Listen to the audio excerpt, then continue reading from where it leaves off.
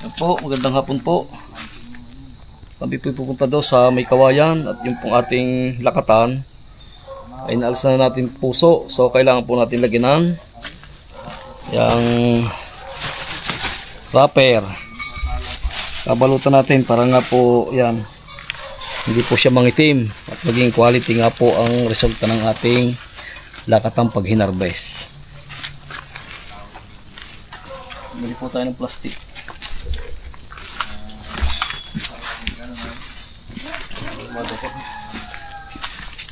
Good night. Ay. Wala kang hagdang maikli dyan? Wala ko may hagdang ka maikli. Ang yaman, pabala. Ay pinanghiram ng hagdang din kay kuya. Hindi na gagamitin. Hindi na nila gagamitin at nakabantong na. Hindi na rin about. Hindi na rin about. Yeah. Ako yung hagdang ko, ang dami ko napagawa. Lagi na. Yung gano'n ko. Nawawala. Ayan, puta. Saglit lang naman rin kuya. Sige, ayos lang. Yan. Yun po, nang hiram na, ng hagdan. Ang hirap po tayo na hagdan. Ayan, maiksi lang pala. Tama-tama. Tama rin. Okay, mag-aantay yan. Kita rin dadalhin namin palabak. Ayun. Thank you, Lord. Uy, bakal yata eh. Yeah, pera muna. Tama, Jay. Pagkawa ka kay Boy? Oo nga, ang laking gaang. Ay, ang bigat na rin isa eh. Utang pa sa alantang ka eh.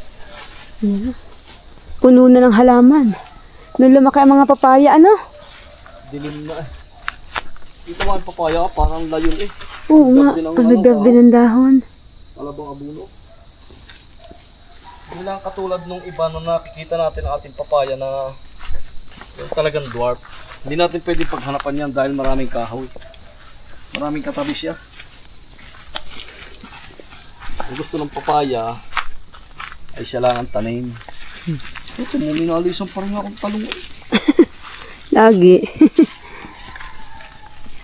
Kahit anay na anay na.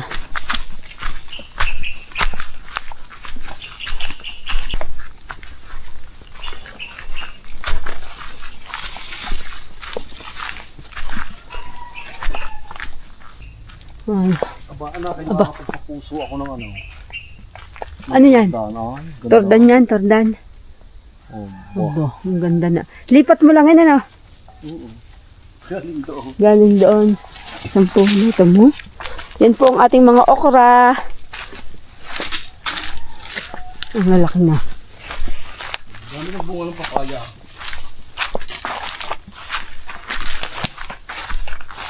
Luya.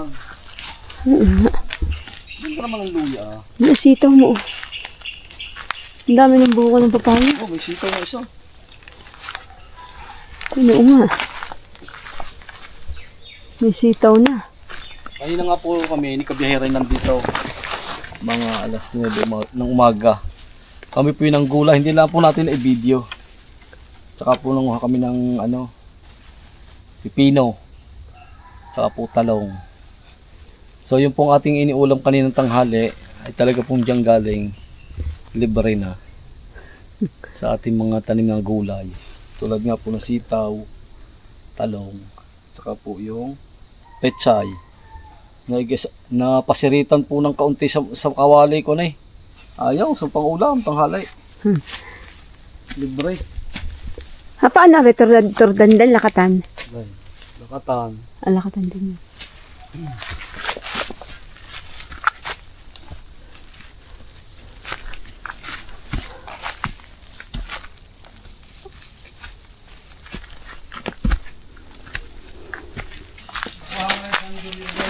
Ha? Wow, kakapong.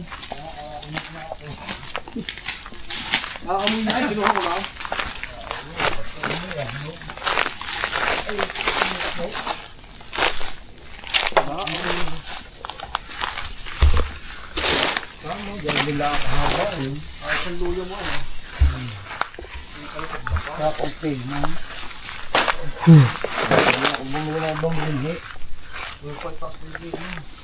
Ang dami niknik.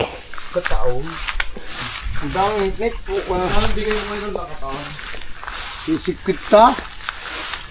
Nakuha ni paring himay. Nakakamagkano isang kaing, isang buwig. Minsan hindi na. Ano ka, binubuka ang ilalim? Oo, inaalis na ang puwit ng plastic. Ay, naalis na yung pit ng plastic. Nakakailang kilo isang buwig? Para makasingaw, ha? Nakakailang kilo? Depende pag malaki ang buwig, pag magdala sa akin, Mm. minsan ay nakaka-20. Aba, ayos din. Tulad ng inyo, pituhang sila at walang Wow. yung makakakuha ng 20. Aba. Oo nga. Tutuwang magsupot eh. Yun pa, isang durian.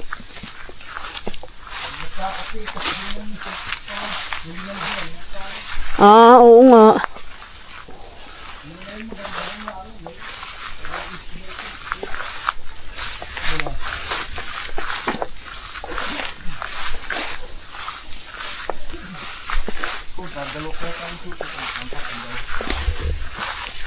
Tatlo. Ang ilan man. Isa, dalawa, tatlo, apat. Yan, ito na po tayo. 8 nga pala, pati na raw. Ah, 8 na nga. Bo. Okay, bago na ulit talong. Yan to. Bago na ulit talong. Pero wala pa tayong pupusuan. Tatlo pa masusupukan pala.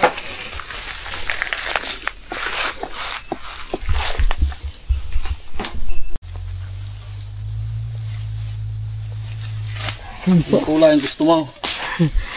Ba't ibang kulay binigay sa akin ni... Yellow. Yan, maganda yellow. Tatanggalin daw niyang ano, ng pinakailalim. Ang tanggalan daw.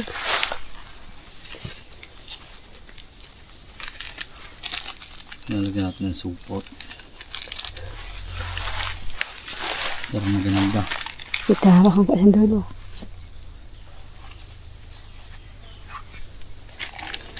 Kulay dilaw.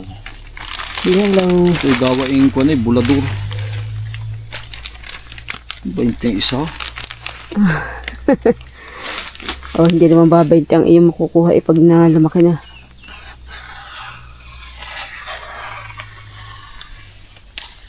Yan. Yan, pantali. Pwede rin yan. Pwede mo na siyang itali. Ay, hindi pala. Sorry.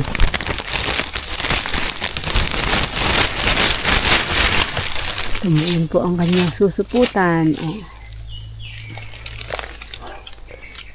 Papaidalhin-dalhin pa na ng konti ang hagdan. Isod na pa ng pakunti pa ibaba.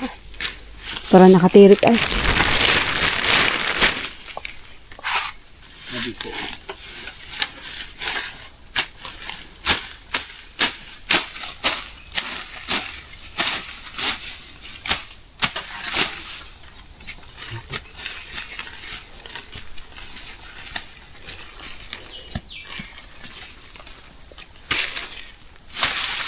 Oh, nabuhay naman palang ibang itinanim ni Boy, ano?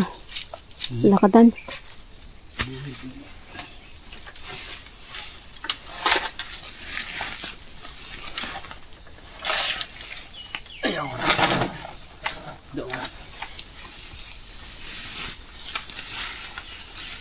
Yan, ganyan.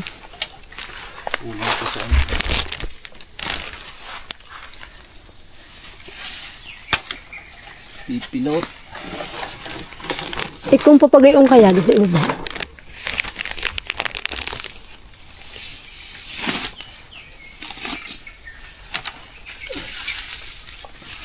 Matarik ang ating kuna.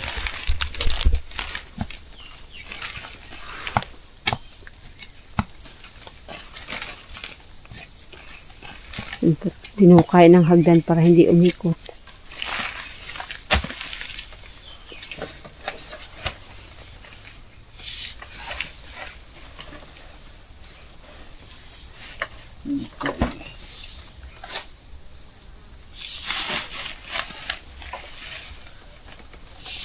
Ingat. Yan.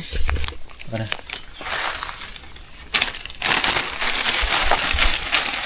Lalo ilaw. Dahan-dahan ka. Ang bibigay. Ang bibigay. Lalay ka laang.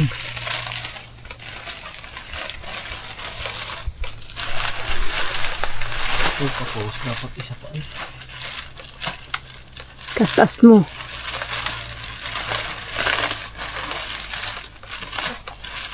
Yan. Nandun ko sa laba.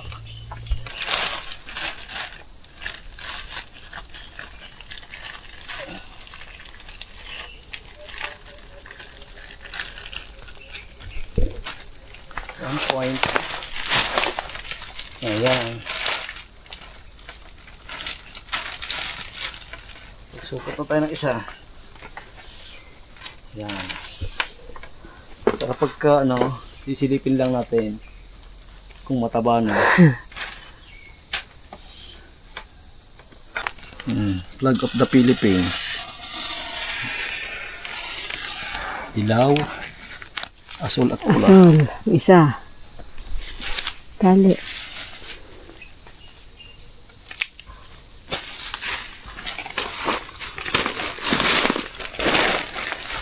Ang ganda kung masusukat na.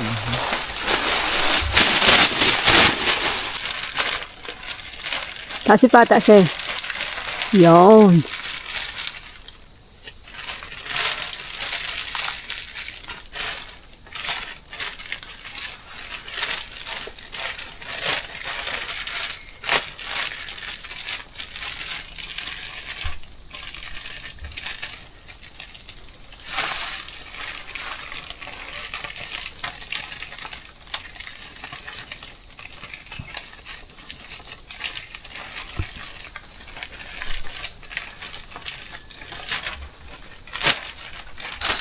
Patatlaw. Dilaw, asul at pula. Mas yan tayo hagdan. Aking babaklays.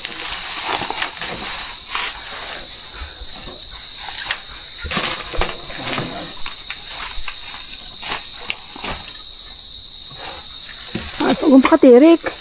Tirik na tirik eh. Hindi maaari, hindi at walang danta pa pa eh.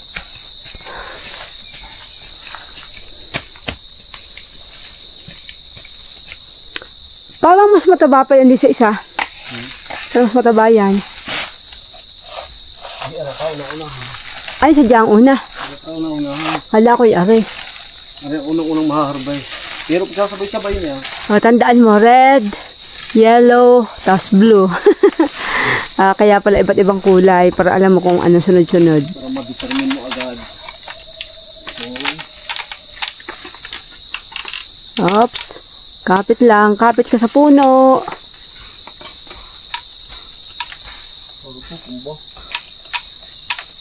Go. Tutong ba? Ayan. Malaki ka eh.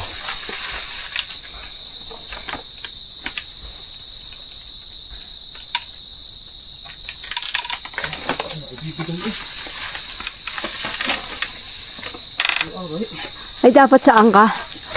Sa kabila. Ay, bumalik po at hindi ka. Tutong ba eh?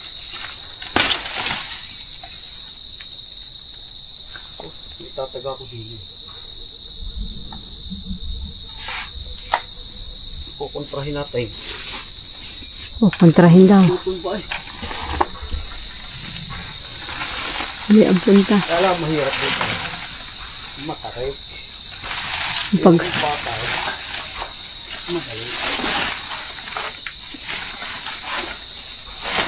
Yan, pag ganyan ka naman pala.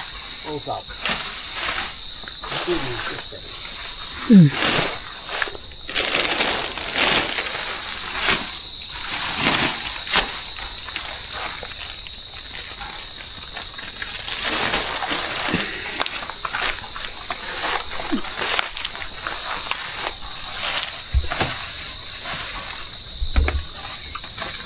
Yun, may technique pala naman para hindi matutumba.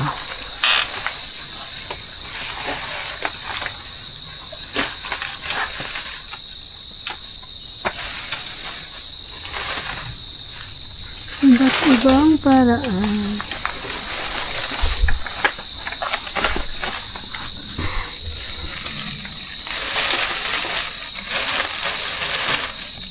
Yun.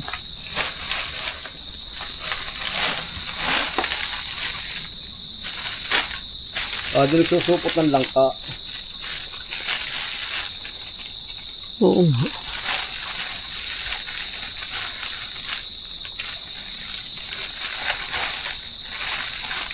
Up, iwan pang ilalim.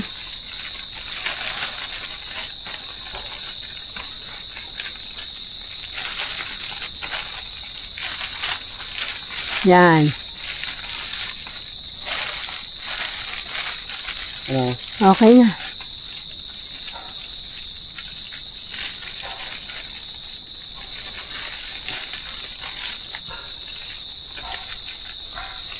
Ang ganda.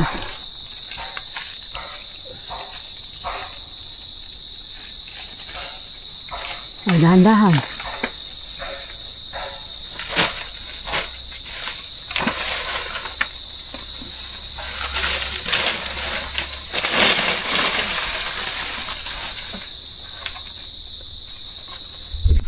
Bali, ito nga pong ating lakatan ay ang bilang ko nga po ay 8 ng may buwig. Hindi pa lang po pwede suputan yung iba dahil babago pa nga pong talon ang puso. Yan, katulad niyan.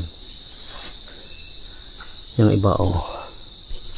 Kaya sabi kay blessing na blessing sa lakatan. Ito naman po ay may awa ang Diyos si matibay sa hangin. Sana. Yung pang isa, oh. Kaya sabi ko, 8. Yung, no. Oh. Yan po isa. Oh, dumalaga na eh. Yan. Aring iba ay mga buntis na din, oh. Aring isang ari ko nila, sa ko'y bubuwig na rin, aray. Aray. Ayan, 3 po ang ating nasuputan. Nabalutan. Hindi pa po pwede yan. Isang araw pa yan. Sasabay-sabay na yung 4 na yan. Ay, 5. Bali ang nasuputan po natin ngayon ay 3. Yan. Dilaw, asol, at pula. Yan. Gayaan po ang pag-aalaga naman sa lakatan pagkabuwig na. Kaya po nilalagyan ng balot para po maging quality ang bunga, maganda ang balat, hindi siya matusok ng mga insekto, kontra tusok insekto at papaganda ng balat. Pagka po mataba na o ating sinicheck kung mataba na, sisilipin lang natin sa ilalim. Ang lansaw na po, may bunga oh. May bunga mga Tagalog dyan. Ang isang are. Yeah. Patatalunin lang po natin yung puso na iba. Puso kayo, kung tawagin po namin, patatampusin laang. At saka po natin susuputan ulit. Mga 1 week, pwede na ulit tayo pumunta dito? Linggo. Alam na po ni Kabihera, 1 linggo po, pwede na ulit magsupo ng saging. Ba? Nakikita na po ang pinaghirapan. Kakatuwa yung mga puso. Nagtanong po ako doon kay Boy. Naglawit. Kami po dumaan doon kay Boy at may tanim din yung lakatan. Ang farm gate po dito ng lakatan ay 50. Napakababa po noon ngayon. Yun po nasagad sa 75, 70.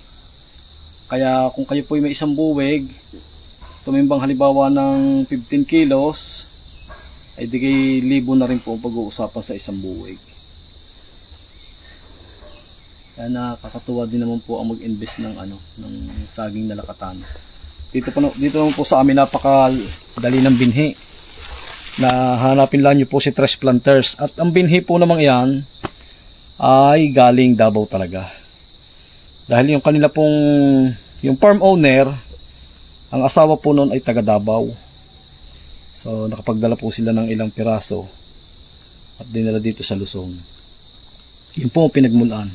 Kaya po itong mga saging naming ito ay lahing Davao. Itong lakatan na to. Yan lang po. Talaga pong nakakatuwa. Kahit po medyo mahirap, ay talaga pong ganyan. Tsatsagain mo para laang gumanda ang iyong lakatan. Pagbuha tayo ng hagdan ganito. Okay. Ikaw pa lang umuna. May hagdan ka. Bale, 5 pa ang susututan. Yan Bukod pa? pa yung mga lalabas pa. 5? Hindi. 5 at pa, tatlo di malabas.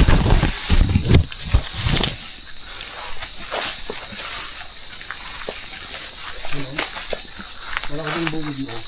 Bay, oo nga, yun. Aring isang aray, ribubuwig na din. Yun, ang iluyahan. Grabe, ang lamok talaga. Hindi ko sukat akalain eh. Ang lamok, sobrang dami. Sobrang dami sa gubat talaga ng lamok ngayon. Dapat inap. Palibasa, wala na nagpapausok ngayon sa gubat. Siguro may kiyagay yun. Kung ano man, ang inaapektuhan naman ng mga farmers. Hindi makapagpausok. Ang mga lamok ay, ayan, tuwan-tuwa. Hindi nga nalaman ang usok. Kung at masama din, kaya lang nakakatulong din. Unang-una sa mga halaman, yan ay nagtataboy ng mga insekto. Lalo yan, higit sa lamok. Talagang layas ang lamok din pagka nagpausok ka. Kaya mahirap eh.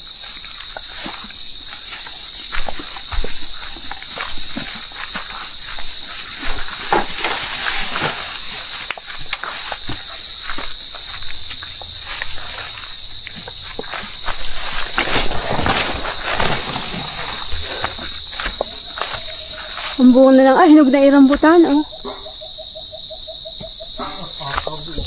Nahinog na. Ang ara-aran dahil bunga.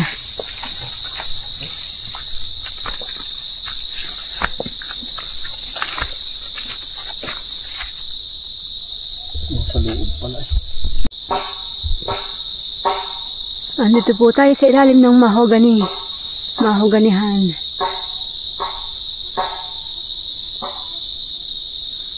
Talagang alam ko kay ang dami. Ay, ang pusok eh.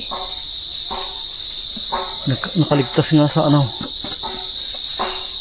Ang dengue naman talaga. Nag-aahon na po tayo. Yeah.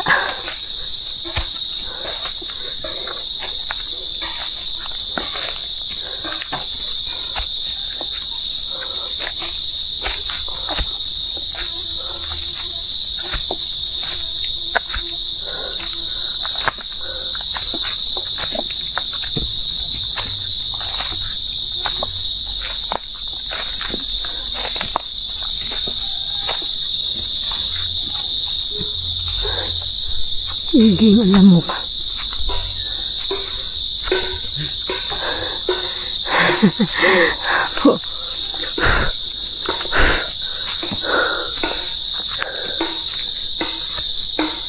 Ang ganda ng place.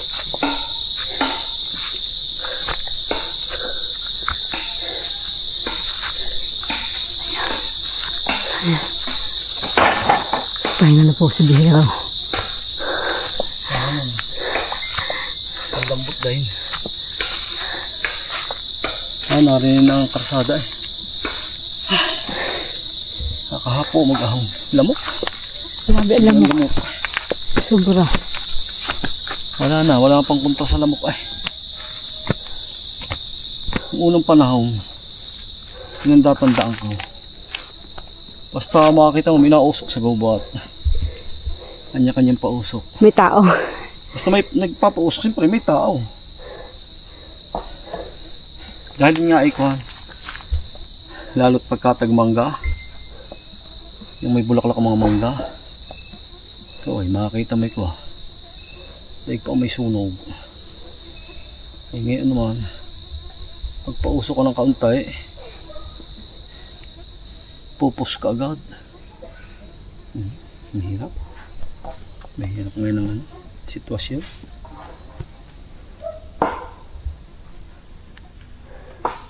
Kaya naman ikinagpapausok ay dahil sa mga tanim. Yan po yung malaking tulong sa, nga po inuulit ko. Malaking tulong po sa mga halaman ng usok. Sa ating mga gulay, gulayin, yan po ng mga luya, nagtataboy po yan ng mga bakterya, virus sa aking pagkakaalam.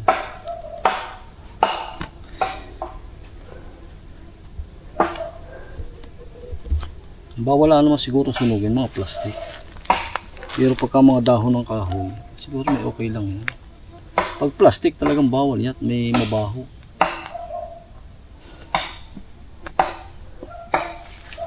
Shout out po sa mga ating mga OFW na lagi po natawag sa atin. Tayo nga po hinihingi ng mga idea tungkol sa pagtatanim. Ako naman po natutuwa at nagpapasalamat sa kanila na tayo po kahit hamak na farmers ay sila po ay nagtitiwala at naniniwala. At ito naman po ang advocacy ni Kabihero ay nga po makatulong sa larangan ng paghahalaman batay sa aking karanasan. Kaya shout out po sa lahat ng OFW at sa lahat-lahat po ng ating mga viewers, subscribers. Marami po salamat. At tayo po ay nga sa inyo po ako natututo at nalawak ang ating kaalaman dahil sa mga comment ninyo. Yan po ay pinagpapasalamat ko at kung wala po kayo ay siguro po ay wala tayo dito sa kinatatayuan natin ito. Yan. Ako po ay natutuwa na sa kabila ng ating munting pagtsatsaga, paghihirap dito sa ating gubat, sa ating bukid, ay na-appreciate nyo po ang ating mga ginagawa. Kaya maraming salamat po at sana po ay patuloy po ang pagsuporta at tayo po ay laging magsama-sama sa lahat ng ating ginagawa dito sa bukid. Kasama po natin si Kabihero. Ayan. Hello po. So ayun po, maaaring hanggang dito muna ang ating video. At sana po ay nasiyahan kayo at may natutunan sa pag-aalaga ng saging na lakatan. Marami pong salamat, God bless at ingat po tayo lagi. Bye po.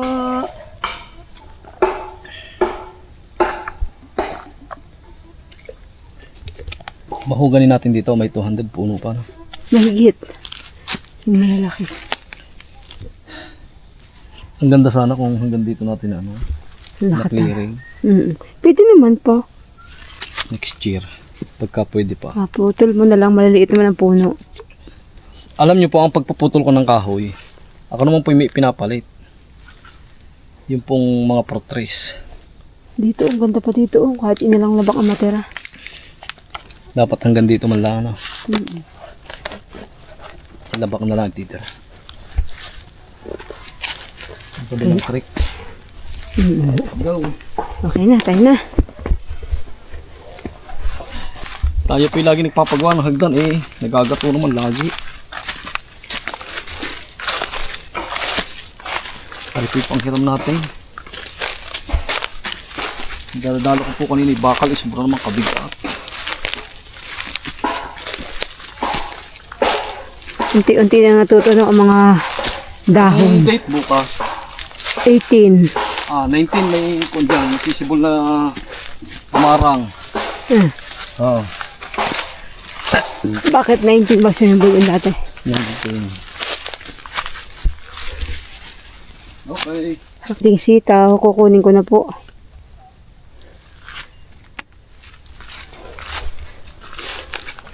Sitaw, bataw, patanig. Ang ganda na. Mga saging.